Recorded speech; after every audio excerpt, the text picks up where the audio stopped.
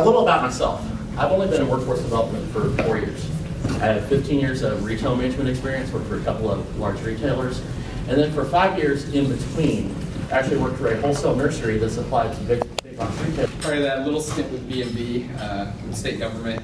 Prior to that, I did 3 to 5 years, about 4.5 years, with Department of Workforce Development as Director of Oversight and Compliance for WIA as well as other programs.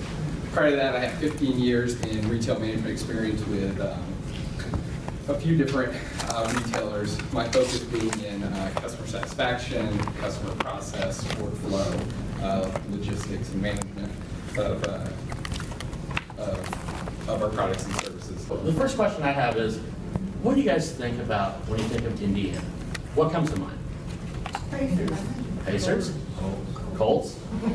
Yeah, 500. 500, absolutely. So, a couple things that we think that everybody thinks about is the great show Parks and Rec and cornfields. You know, we actually have a small amusement park in Indiana, and the ad is there's more than corn in Indiana because we have the beach on the lake.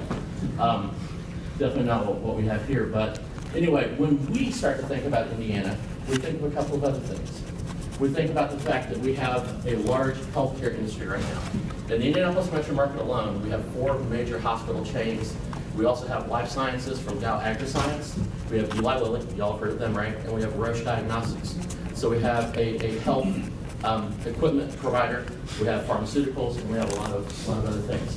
When we look at advanced manufacturing, a recent Forbes study said that Indiana was number 2 in advanced manufacturing job creation since 2009 in the entire nation. So we actually have a lot of things going on in advanced manufacturing. And as far as IT, the city of Indianapolis, in another Forbes article, we are in the top 10 metro areas in the nation for IT growth. So we actually have a lot of things going on there, and that's from an employer perspective. But there's something more than that that we really like to think about when we talk about Indiana.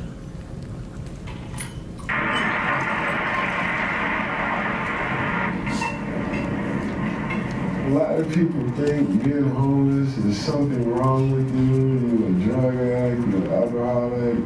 It's not necessarily the case every time. Some people do have a stroke of bad luck. I became homeless in one night. My clothes, family pictures, I had none of that. I didn't know what I was going to do, and that's where it all began.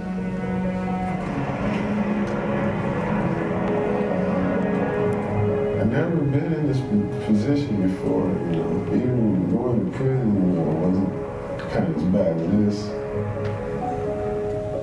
You're considered the bottom of society, man. I had nowhere to go.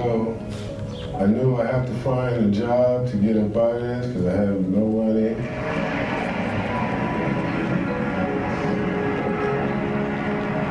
They told me about the Horizon place where they help you out as far as getting on the internet, you know, looking for jobs and all that.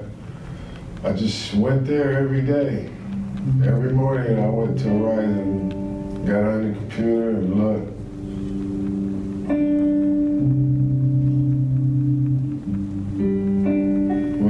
Opened up the door to Work One. I probably went on 4 or 5 interviews. I got a call to go to work. First week I didn't sleep. But then after I got the forklift certification, it really just all fell in line with what came through. Got pretty excited about that. I'm like, boy, this might be my way out here.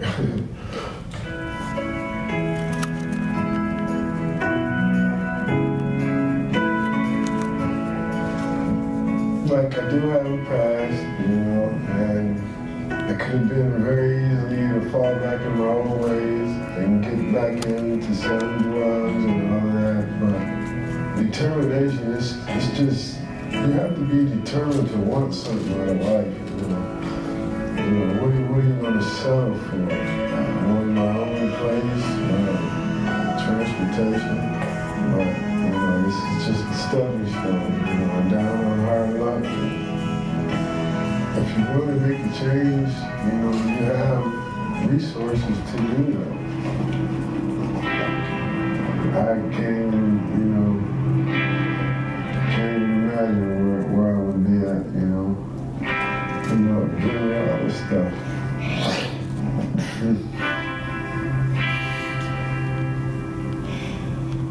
Just some good people.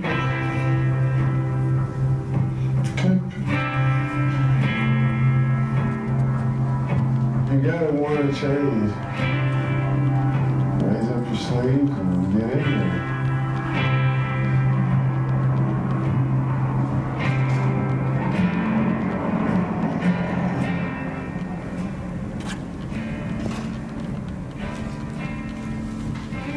So, the topic of the session was how do we go from case management to success management. It's stories like that for us that remind us of why we do what we do and how we want to get towards success management. You know, everything you saw in that video was just him telling this experience. We actually didn't even sit in on the actual interview, did we? We sent a videographer out to just have a discussion, and that's what came out. So it's pretty powerful stuff. So the one thing that we have here is we discussed about how we go towards success management. We all, every one of us, have these three things in common, right? We all work with people. We all definitely have to have a process between the regs, the laws, the regulations, everything we have got in policy. And we all have this push towards technology, right? And that's kind of what we want to discuss today, is how can we take and blend all of this together so that it makes sense? Yeah, we all have Gregory stories out there, each and every one of us in all of our different organizations and walks of life. What Scott mentioned is we have these three circles. We all have processes. We all work on them independently. Where we try to focus is at these intersections. How do we get technology to work with process? How do we get technology to work with people? How do we get people to work with process? And at the core of it is what we try to always do. It's hard to bring that together and bring that unity, but I think that's what we strive for each other.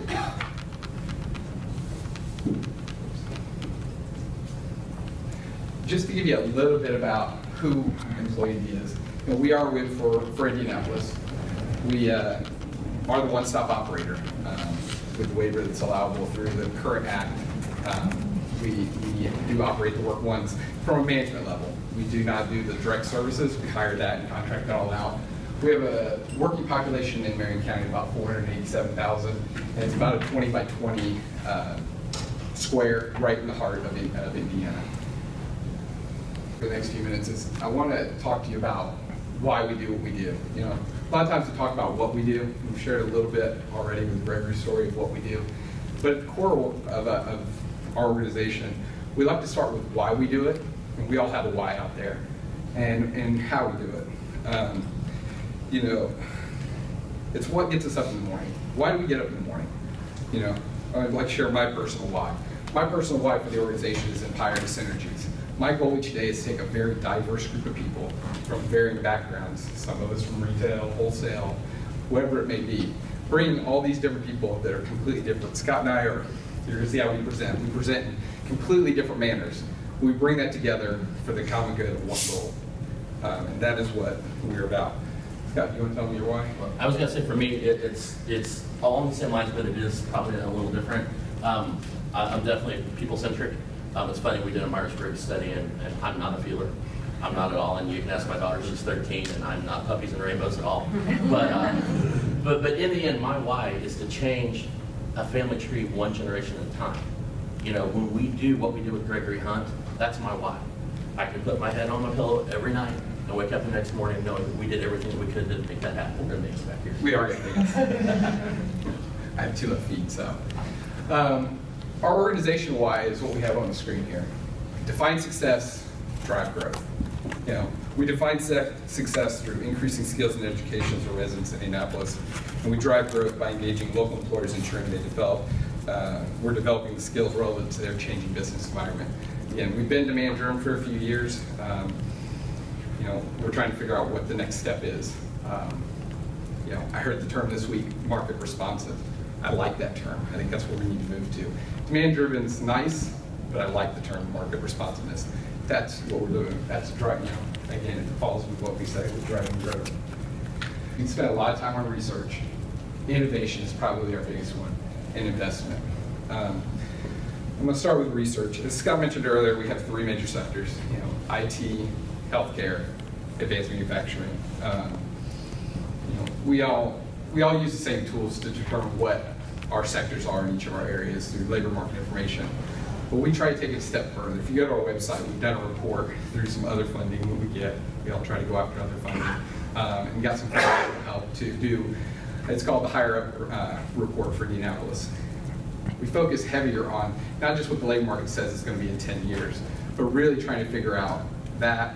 So we did a demand report. We also did a skills report. We wanted to focus on where are those skill gaps. And that's why those 3 are our top 3. That's where the growth is. That's where people can make money, and that's where the 3 career pathways are in Indianapolis. So we spent a lot of time researching what, not the now, but what is the future? How do we drive that growth? Innovation,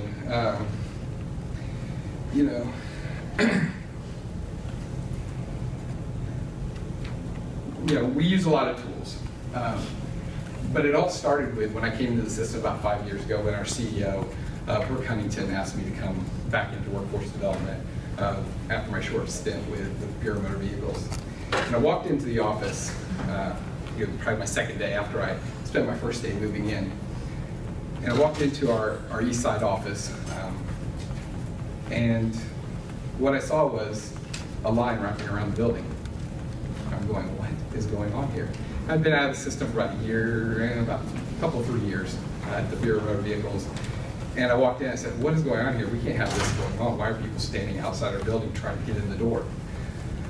Well, I was trying to get up to speed, and I found out the state had decided to do full enrollment and every person who walked into a full service office. I'm like, really? Wow. Yes, your reaction is accurate.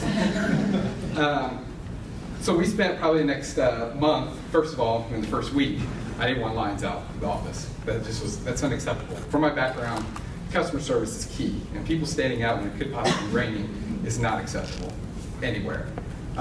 So we fixed it, through manual processes, moving people around, figuring out how we could shuffle the office around as quickly as we could. We solved the quick and dirty problem. But it's what I said a minute ago. Why do we do what we do? How do we define success? How do we drive that growth? Okay, we got to live with that. We moved it to the next step. How do we start looking at ways to increase and fix that customer flow problem? Not through just, we don't have the funding. We all know funding's been flat or decreasing for the past 5 or 6 years.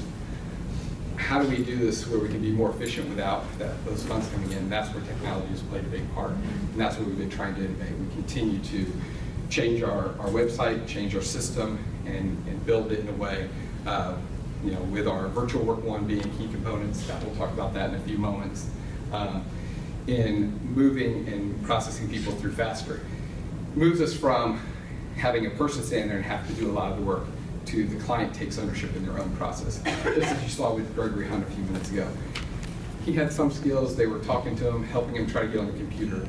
We helped him a little bit. Most of the work he did was on his own after we showed him he utilized our tools, like Virtual Work One. The last piece is, and I heard a little bit this week, I think it resonates well in the state of California.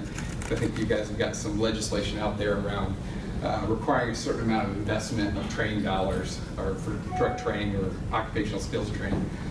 Our board did that to us 5 years ago. So not only did I have lines out the building, 40% of my reallocation has to be put toward direct client training.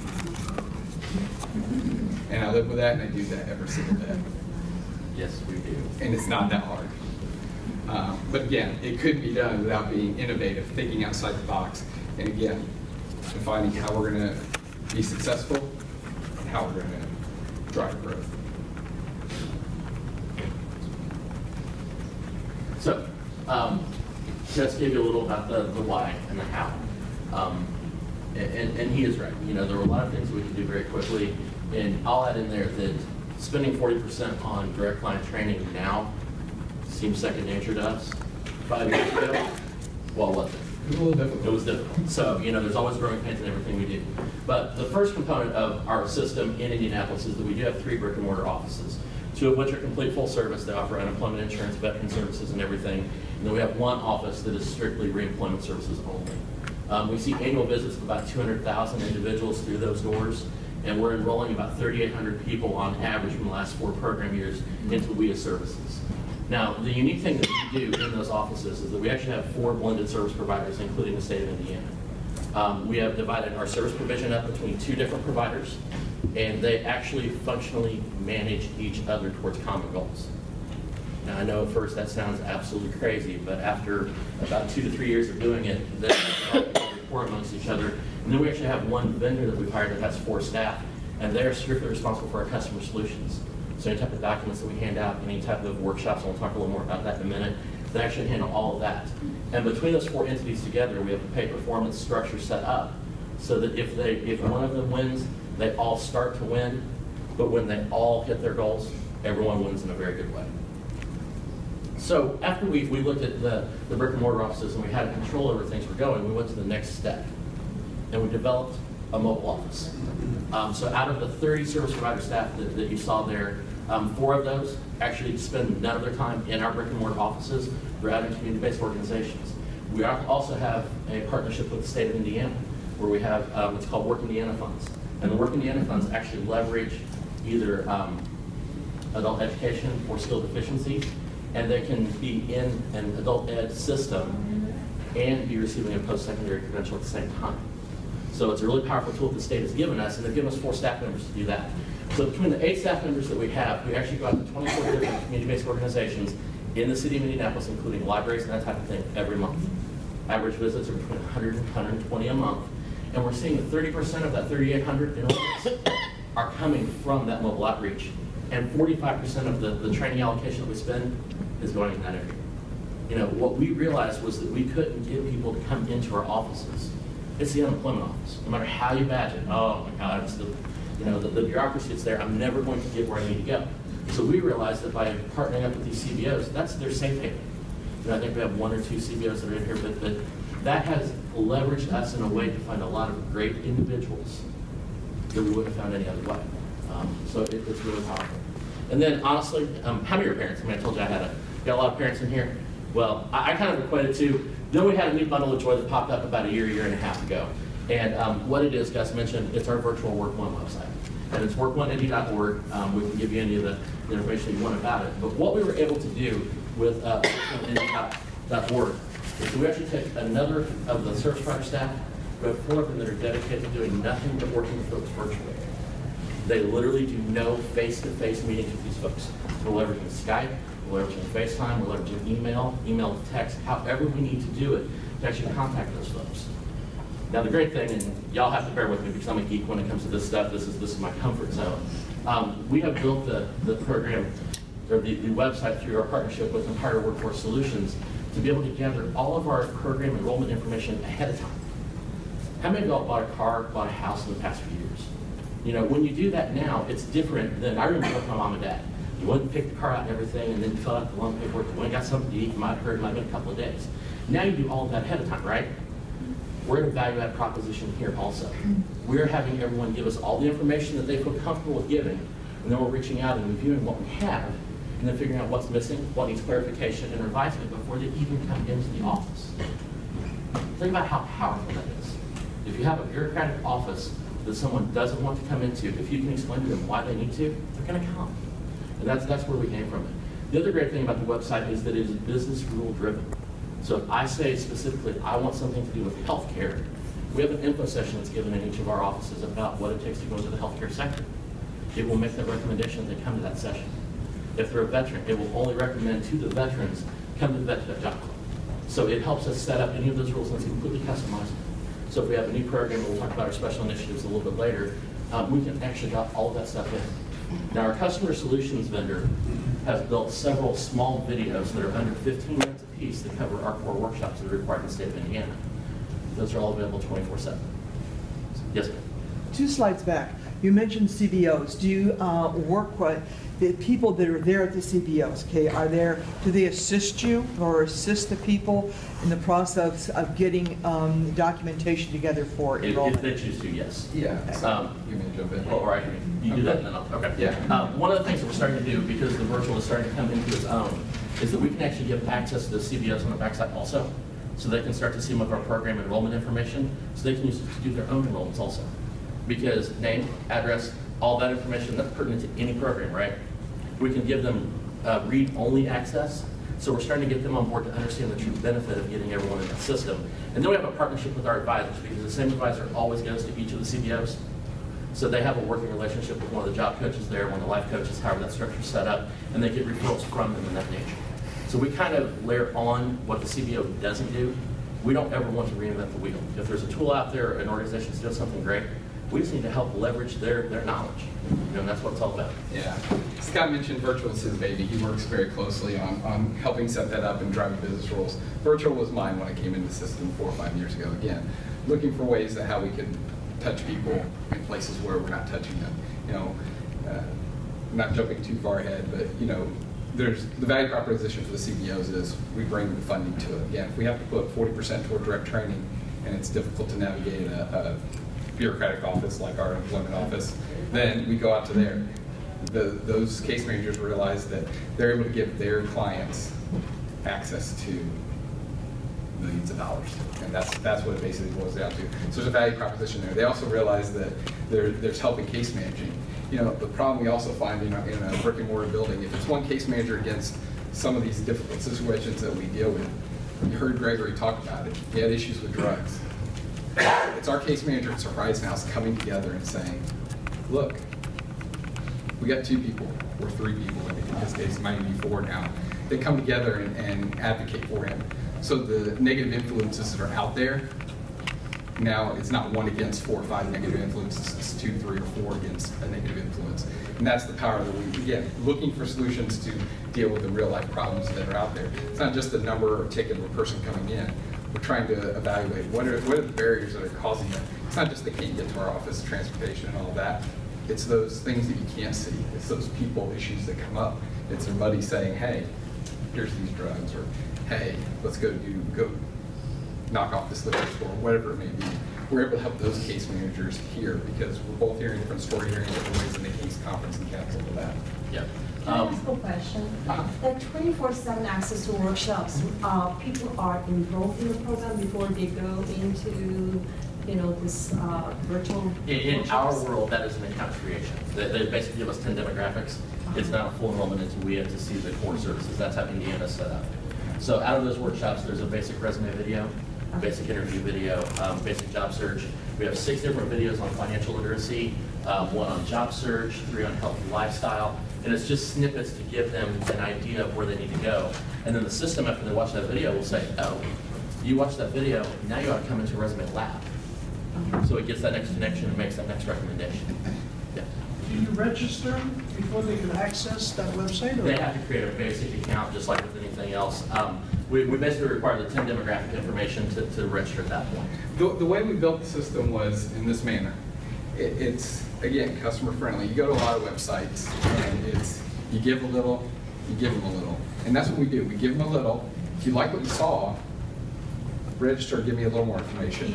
Teaser. We tease it all the way up. We don't ask for, like you do in a Work One office, you got a case manager sits down with you and they want your whole life history.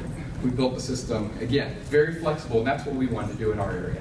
We looked at it, we're always about the user experience. So we built it that, you know, in talking with our vendors, look, we want a little bit of information. Then we want to give them a whole host of things. Because again, what's the value add proposition to the end user? Again, it's all about the user experience and user. And the great thing, we've really set up gathering all the information into the basic account creation. We do what we call an initial information inventory. The basically says where you come from. If you're referred from a specific CBO, we want to know, because from a reporting perspective, then we can send that back to the CBO and say, hey, you had 12 people in the past week that registered, and here they are. So if you asked 40 to do it, here's the 12 that did, where's the other, 32 or however many. Can I ask another question? Yeah. Those people who go through that workshop process, are they being counted as part of your performance, or no? Not yet. Not yet. We'll talk more about that. We haven't done a full enrollment at that point, or we could have. It depends. I had a project management professor one time. He said, the best answer in the world is yes. So I'll throw it out there for that. The big thing to understand here, we didn't list everything the system does. We have a resume link. So I mentioned that initial information inventory. After they do that, we ask them to put their qualifications in for the past 3 years. So they have some work experience in there. they can then go into the resume builder and import everything they put in from the profile to registration, and you can build a decent-looking resume in about 7 minutes. Once you put all that information in, and then you can build as many resumes as you like. And then at the end, you can hit submit to review, and it will automatically go into a queue for one of our 4 virtual advisors to take a look at that resume. And since we haven't enrolled them yet, they can do a quick glance and say, okay, you're getting close. I would recommend you do this, or let's talk about furthering you along. Or, ooh, you probably ought to really get into a workshop and talk to somebody because this isn't quite where we want. And that has been a huge tool. We had a large hiring fair sponsored by Andre Carson, one of our representatives, and it's really neat with Google Analytics. You can watch the traffic on the site, and we had an average of 45 to 55 people in the site consistently for 3 hours building resumes in the lab, going in the hiring fair. So it was really powerful from that aspect. Now, when you say system, this is some system that you use in Indiana? No. Some like in our region only. Oh, okay. So the Okay. state- And if I can because part of what we're mandated to use here, and that's called jobs. Okay, Right. which we may be crazy about or not crazy about. Okay, but that's part of what we're mandated to do here. That will eventually encompass a lot of this, hopefully. Well, we have an Empyra Connect right now, which is the state's job bank. We have a separate client tracking system. We have 3 or 4 different tools, and we'll explain in a minute how we're approaching that a little bit further. The big thing with this is the traffic that we're seeing right now. Since January 1st through June 30th, just half of the PY, we had 7,738 new users that hit this site. That's over double our average enrollments for the program year. 70-75% of those then continue to come back. We got over 30,000 site visits. So those are really powerful numbers when you think about the volume of folks that we're seeing in the office for reemployment services and not just unemployment insurance. And I think that's something we always have to remember. So to go along with that, the website itself actually came out of one of the special initiatives, and we didn't list it up there. It was a separate Department of Labor grant towards workforce innovation, what, 3 years ago? 3 years ago. So it allowed us to bring some partners to the table to get this off the ground. I will tell you that until we made another investment in the website ourselves in the last program year, it wasn't close to being able to do the full case management that it is now. Some of the other things that we do, though, we have an E4 program that we operate because, I mean, let's be honest, there's a wide variety of folks that are employed. You have the blue-collar worker, and then you also have the white-collar worker that, in 2008, 2009, hadn't looked for work in 20 years. So we developed an E4 program that's specifically focused on folks' bachelor's degree or above, and the Indianapolis market was $60,000 salary or above, and have been 5 to 7 years on the job. And it's a 3-week boot camp of branding, interview practice, and networking, and it's been really successful. We actually have alumni that come back and source other individuals out of that program for placements. We had the HCCR as a healthcare careers initiative grant through the Department of Labor, and it was a 3-year grant. A 3-year grant that really allowed us to dig in and understand what we needed to focus on in the healthcare industry. And that was separate funds. We had prioritized focused on IT. And then we have a city initiative, which is very unique, called the Powertrain Initiative. And it takes tax incremental funds that the city of Indianapolis has, and it targets 2 specific zones.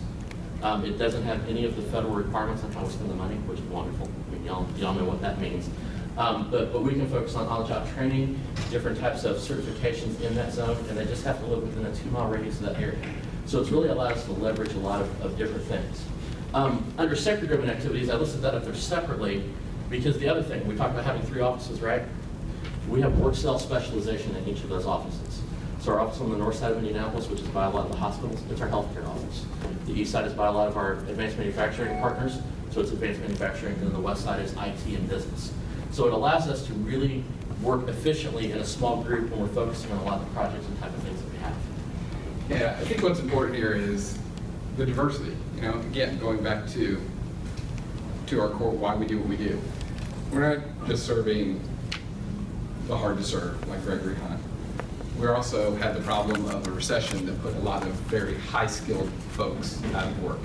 That's where E4 came out. And we also realized those folks didn't always walk in our building.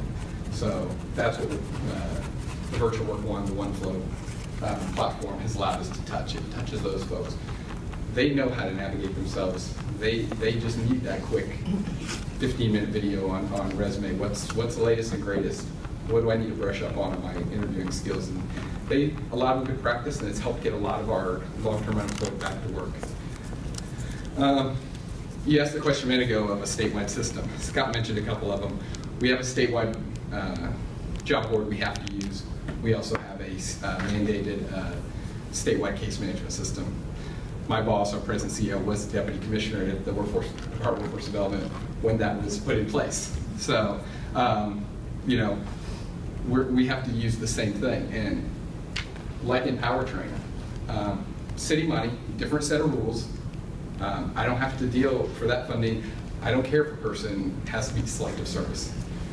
But in a statewide case management system, I'm stuck with their basic eligibility rules. There's little flexibility. This allows us to use this system to serve that funding that is not part of their system. It's funding that comes direct to us. I don't have to report to them. The only time I would is if I'm going to co-enroll that person. And in that case, I can't co-enroll that person. I can use selective service as an example because he's not eligible for WIA. So the system gives me local flexibility for my local funds because I'm mandated to use a state system. I'm just going back to that about your funding. Did you say that the technology funding came from the city? The healthcare grant, HCCI prioritized were direct federal grants, so we had to use the RAD system, I think, for both of those. They didn't, and again, we have flexibility to use our own case management system. Using the state system, very difficult because, you know, it was a federal grant, didn't meet all, we had some different pieces in there. The rules were a little bit different. I was serving some different populations. The state system was very locked down on, I had to meet WIA eligibility. Well, that wasn't always the client. Or virtual funding, yeah, sorry. What's that? Where the virtual funding came from. Oh, virtual funding. We use some WIA money, it's blended, you know. As an organization, our WIA funding is only about 45% of what we do. You know, we go after a lot of foundational funding, we get a lot of other funding, and it goes through our cost allocation process. And but you know, we've had some pilot grants to help get us off the ground. What's your relationship with TANF, deliverers, and like adult education? Well, adult education, again, has moved. That was our Work Indiana program, so we work with adult education through our Work Indiana program. The state, you know, we've got that partnership. Some of the staff come from that. TANF, our service provider is also one of our two main service providers. ResCare is also the TANF service provider at the state. So, and a number of our colleagues have worked that are at that in that agency. TANF is a separate agency from Workforce, so it's in through FSSA, Family Services, Child and Family Services, and there's a Department of Workforce Development. So they've got an MOU and all that. Same with Voc Rehab. We've got all of those that work and are partnered in our system. Yeah. You mentioned you have one service provider, so the rest of the services you yourselves provide direct services. No, we have 3. So we have two service providers that do our core intensive and training services, and then we have a vendor that does our workshop development and facilitates our workshops. So, and well, then the state handles all the veteran services, right, trade, and everything like that. So we actually have 3 service providers from that essence. Yeah. So the big thing here, though, is to understand that we have a lot of unique needs, and we had to figure out how to leverage technology to help us with that. Right. So we actually use our website and the OneFlow platform to help filter all these folks out in a very quick and efficient manner. We're at the point now, before I go on to the next slide, of we can monitor progress that everyone makes within like a 7-day window, and it literally generates us a list of people to contact. So I know the pool of folks that put a resume in and given us everything from eligibility, and so that's my first working list. And then I can see somebody else who gave me half of eligibility on a resume, so I need to contact them and say, hey, why'd you stop? Or they just started and they were kind of like, you know, they were on the fence. But it allows us to prioritize and really start to generate that traffic coming into our offices. So we kind of talked a lot about the what, but you know, you guys are here to understand about success management too, and you know, Alex said, we got this. We definitely do. And the funny thing for me is that, because I do like numbers, I'm not gonna lie. In PY10, we hit 0 of 9 common measures. PY13, we were 9 of 9. And that only says part of the story, and that's one of the things that we're actually excited about with the changes on the common measures with WIA, and then it brings in credentialing, some of those other things, which is really exciting. But we're starting to look at return on investment also. So if we look at PY 2013, we had $5.78 million in expenditures towards reemployment services over the entire year. What we saw from our placements is that we had $56.9 million on the back end, but for every dollar that we spent, we saw $9.83 return on investment into our local economy. To me, that number speaks volume about the work that we're doing. And are we happy at 983?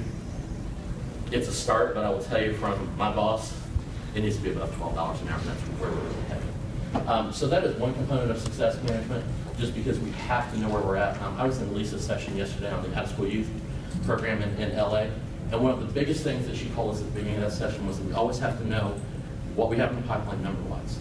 We have to know what our target audience is, how many people we're going after, how many people are in, how many people finish, and that's what we're talking about on that side, is that we have to rely on that data to know if the things that we're thinking about are working.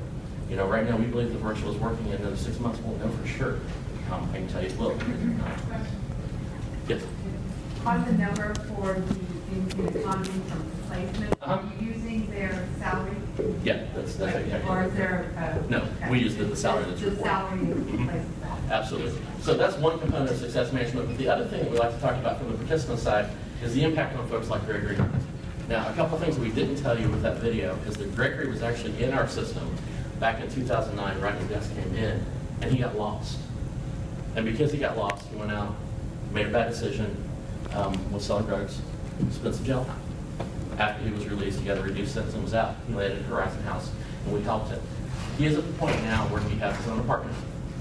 He is getting ready to buy his own vehicle. He is getting ready to go into a ladder plan and continue on with his education. But he's also partnering with his career advisors at Horizon House, and he has 2 other gentlemen that are living with him that are in similar situations. You know, when we talk about success management, that's what it's all about. How do we get that pay it forward mentality from the folks that are coming through our system to get the word out about the work that we do? Because we can't advertise. You know, that's part of the things that we're limited on right now. So this is how we have to do it. So we spent a lot of time talking about Gregory as a job seeker, and job seekers are always important, but we have a lot of them in our supply chain. We also focus employee on the employer piece, and so we spend a lot of time on that, and we measure it on how we get business on that. Yeah, it's great when we see the ROI, but if we don't get the employers in, we're not focused on knowing what their needs are, we're not going to be successful. So they have a pool of candidates out there searching for jobs because we have a huge skills gap. I want to highlight just a couple of our success stories over the last couple of 3 years. I believe about 2 years ago. Community Health, during about 2/3 of the way through our healthcare grant, came to us and said, hey, we're getting ready to put together and launch a new electronics medical record system. And we need to train our whole staff. I think they have 1,200, 1,300 employees, Yes, somewhere in that ballpark. They knew they needed to get it implemented, and they needed to basically hit everybody as quickly as they could at the same time. Their plan was they wanted 400 people basically to do small cells of 2 or 3. It was going to take 6 months or so, but they needed to build champions that were on the floor at all times, so that way their customers didn't see a slowdown because someone couldn't use and get their medical records in, or they had an error. You know, in healthcare, it's 0 tolerance on making an error on passing that chart back and forth. So very important to them. We did 400 placements, $20 an hour, and saved them nearly $1 million. The reason I tell you it was nearly $1 million is when we went in to talk to them, they were on our advisory council. One of the nice things that's come out, we've looked at it, is we've tried to build advisory councils for all of our sectors. We want to know what those businesses want. Our community rep at the time on there came to us and said, you know, I've got to do this. Can WorkOne help me? We went in and talked to them. We basically pitched it just like any staffing firm did.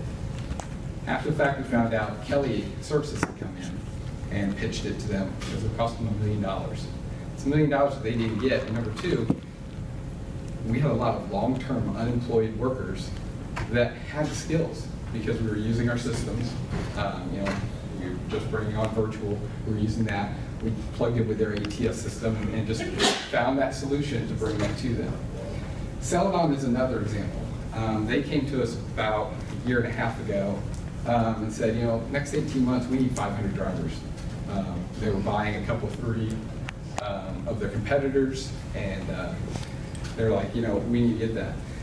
They're concerned. We sat down again, sitting down with them and saying, we got a huge customer pool here. How many of them were truck drivers before the recession? We can get some of them back. Some folks don't want to go back to that business they had before they lost their job. Some of them had already been retrained. We didn't see the pool there. The other problem was if you don't have the experience, a number of folks get trained, they can't get a job because it's too costly for the company on the insurance to put someone with no driving experience. So we partnered with them. They opened up their own training facility.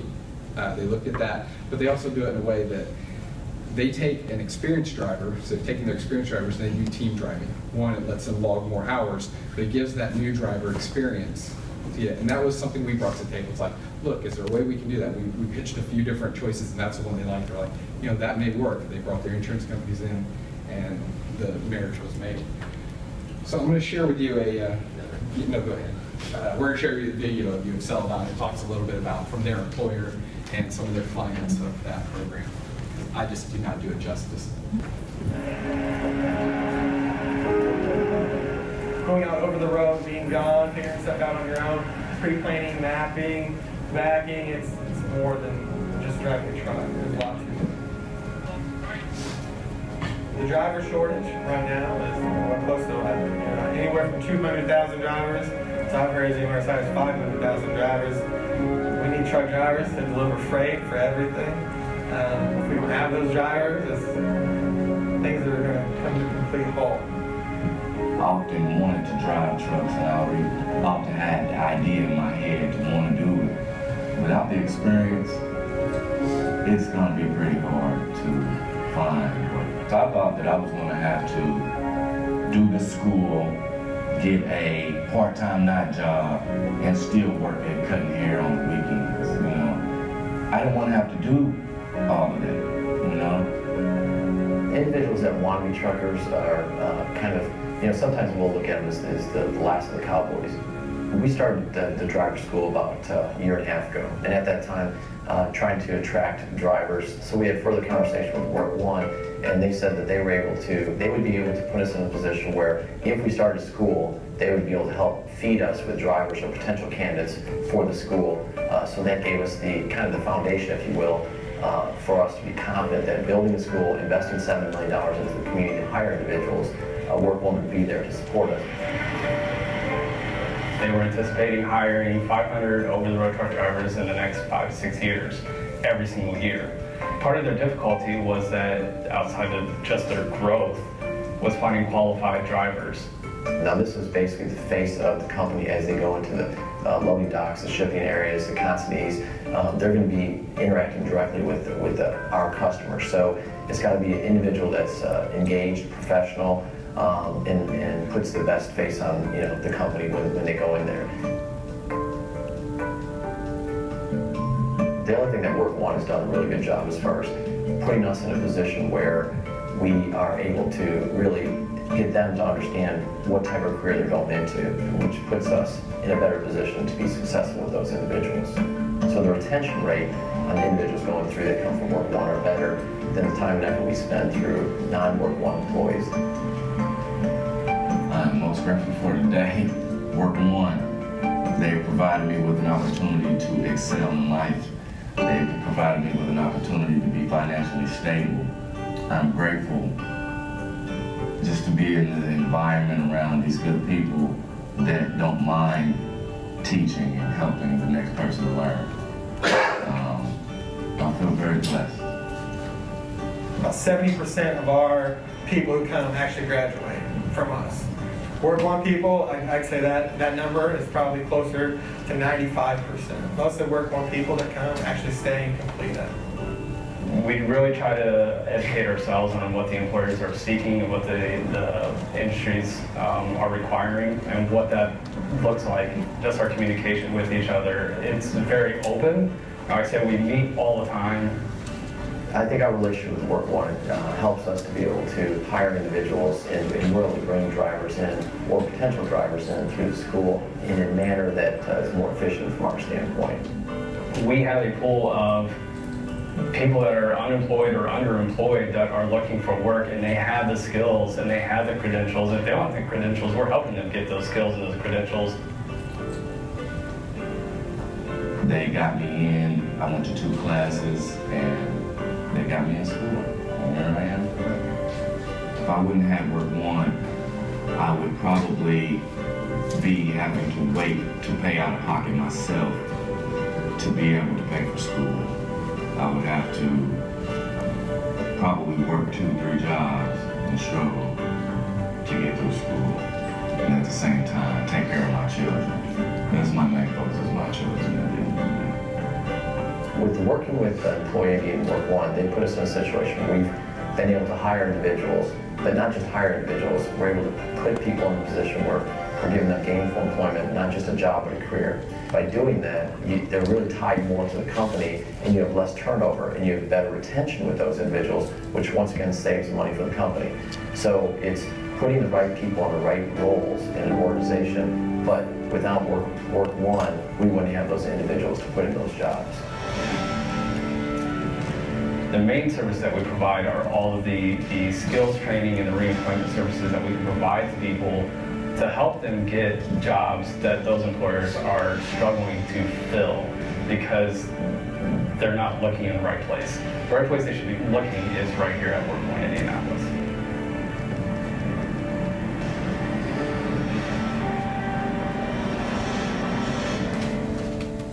So what you think? Pretty cool. One of the things that we did mention at the beginning that makes Indianapolis very unique is that we are within 24 hours of every coast and every major shipping port. So logistics is also very, very large, as you can see in the video. So we talked about the why, the how, and the what. So we want to talk a little bit about kind of where we're going and how we can innovate to continue to drive this experience further. With WEO, one of the big pushes now is on the out-of-school youth piece, right? So we're wanting to take our mobile model that we have right now for adults, and we're planning within the next 6 months and replicating that for out-of-school youth also. So that we can actually go out to the CBOs where these young adults are at, where the youth are at, and actually connect with them in their comfort zone. Because I remember my first interview when I went to that East Side office, and it was still pretty busy, you know, I won't take my age. But anyway, I can't imagine being 18 or 19 years old and going into that office to try to find services. It would scare the living daylights out of me. So we're trying to go out and find the youth in that manner, and we think that mobile model will work really well with that. We're also hoping to expand our interaction of youth within the virtual website. The website that we have right now is definitely geared towards adults when you go to see it. It's got the feel and the look that we would expect for that. And the great thing about the OneFlow platform is that we can use the same database and all the information and have different front sides. So we're looking at developing within the next 6 months to a year a new front side that would react more gamification, you know, something that the youth would react to, where they would still get the same type of services or the same type of information, but it would be in a different manner so that they actually stay and retain and connect with us. From there, we are going to continue to focus on the expansion of registered apprenticeships. That's something that we feel we definitely need to do. And then also to understand how we can bridge all of our programs together. We did receive a youth build grant that we've had in place for 6 years, so we got a continuation on that. We have the out-of-school youth piece, the JAG program, and all that, but how do we more effectively transition those folks over to adult services?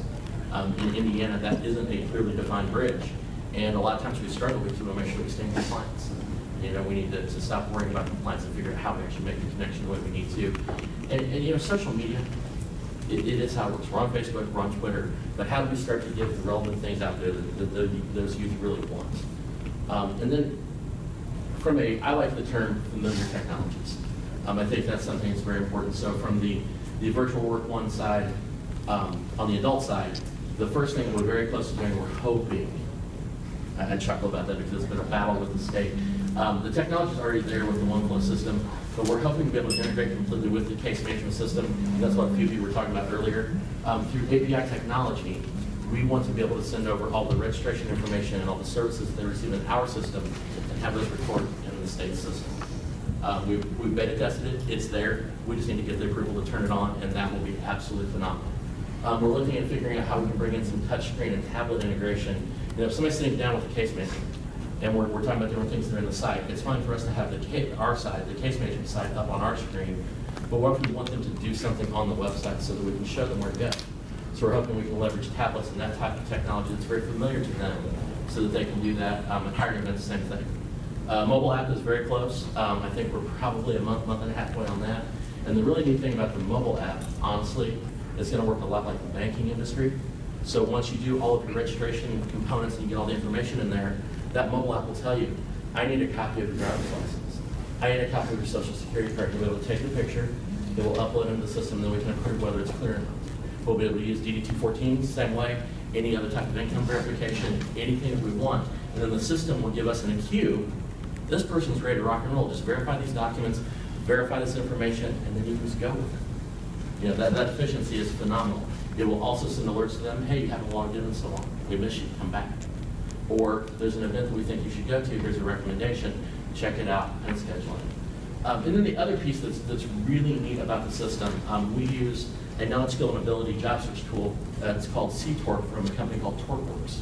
And we're all about our partners, believe me. If we didn't have them, we couldn't survive. And we have built a same sign-on technology with that. Sorry, a single sign-on technology for those that are virtual, have virtual knowledge, where once they log into our site, they can click this link. The system will log them into this other system so they can start a project. They put in a little bit of their work experience, and it literally spiders out the 3 live job boards and pulls up constant live feeds of postings that match their skills, knowledge, and abilities so they can apply for those. It generates a report at the end. When that report generates in the CTORC system, it sends it back over to our system with the OneFlow side of our system, so our case managers don't have to log into another system to see what somebody did. They just go into their client file on our website and say, oh, you were in CTORC yesterday, let's see what you did and how it changed. So we're trying to leverage that with any type of tool that we have. We have to do Indiana Career Explorer, which is the CUDA platform for career exploration. That's a state piece. We're trying to figure out how we can do the same thing with HIPS. We're trying to figure out with Indiana Career Connect and some of the other pieces, so people don't have to log in and remember all these passwords, all these websites. And then the other thing is we're going to try and optimize the user interface a little more. I like it. It works really well right now, but we feel like there's some other efficiencies that we can gain from that and maybe make it a little more customizable. And I think with all of that, we're really going to see where we need to go. So, you know, we've been at the conference now for a few days, and WIO is all the rage. I've been to a couple of conferences now around our states, there in the Midwest. And, you know, the OneFlow technology is going to provide us much flexibility with the changes that are going to be occurring in the next few months. I mean, we believe right now that we can easily make those business rule changes to provide for common intake across programs. Again, as we start unifying other systems, conversations will happen out with the state and the statewide systems. But again, if we can show we can match up to their WIA system, TANF has a different system, all of that, we believe we can unify and plug those all in very easily. And we believe that we can do it in the next 6 months if we're in early implementation state. And that's what we love about the power of what we have going on with our virtual work one. Nothing scares us with that system. Nothing scares us. So, a couple of things that we didn't talk about, that we didn't talk about. I don't know if you all have looked at the self-sufficiency calculator for the state of Washington that came out of Seattle and King County. We are proud to say that we love to borrow ideas whenever possible, and I know y'all are the same way, and I hope to do that with what we're talking about today. Within the next, probably, I'm gonna actually look at Shanti, what, 3 weeks? We will have our own version of that out that's looking at budgeting and cost of living. It's going to help people actually determine what they should make in the metro market for Indianapolis. It's not really a self-sufficiency calculator because we unfortunately in the metro market don't have the current cost of living data, so we're using something that's a little bit older. But we're just trying to get people to think of the idea of budgeting. And you know, we have to justify why we put people into training. So on the backside of this tool that's going to help somebody plan and understand, do I make enough? Where are my expenses off? We're going to be able to pull a budget worksheet on the backside of staff and say, okay, I can help justify why you need to go to truck driving school because you don't make enough, and here's some of the opportunities. And then it just becomes a teachable moment for us. And that's the big thing that we're really trying to, I think, stress here is that efficiency of how do we get the interaction to happen in off-business hours or at unique locations so that any conversation we have is a value-added conversation. And that's probably the biggest thing, I think. Now, to wrap it up, we shared a lot of information, a lot of slides with you, a lot of stories, a couple of videos. But what I want to leave you with is, what was our why? I said it earlier. Our why is an organization. We all have our personal whys. They all roll up into defining success, driving growth. And that's what the tools you saw today. You know, we bring those partners, Empyra, the state of Indiana, as far as leveraging some of their staff, our 3 or 4 service providers, and we bring it all together for those common goals. It's what I said, my personal why, inspiring synergy. I bring people with all different talents to the same table to do that. And that's what I think the challenge is. As we move into WIOA, that's what we've been hearing the last few days. Go out there and make cookies for all your partners, because how do you get them all to the table? That's hopefully what you take away from today's meeting. Thank you for coming. If anybody has any questions or anything?